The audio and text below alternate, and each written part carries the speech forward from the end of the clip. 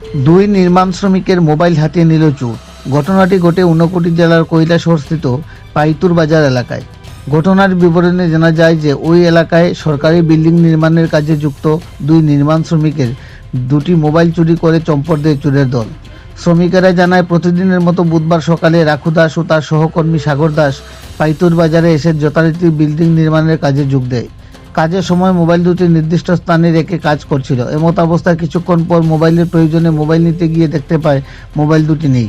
কে বা কাহারা চুরি করে নিয়ে গেছে। সাথে সাথে মোবাইলগুলোতে ফোন করলে সুইচ অফ পাওয়াতে এরা নিশ্চিত হয় যে মোবাইলগুলি চুরি হয়েছে। পরবর্তী সময়ে মোবাইল চুরির বিষয়ে দুপুরেই কৈলাসহরে থানায় লিখিত অভিযোগ দায়ের করে রাখু দাস ও সাগর দাস।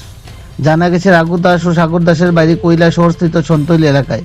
প্রকাশ্য দিবালোকে নির্মাণ শ্রমিকের মোবাইল চুরির ঘটনায় কৈলাসহর জুড়ে সহায় সম্পদের নিরাপত্তা নিয়ে প্রশ্নচিহ্ন দেখা দিয়েছে।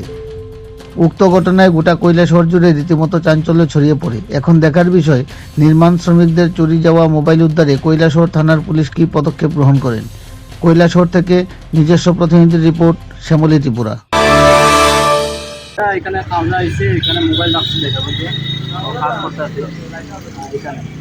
তো এখান থেকে গিয়া দেখতাম মোবাইলের টাইম দেখতাম, আসতাম মোবাইল দেখি নাই। কয়টা মোবাইল? দুইটা। কার কার?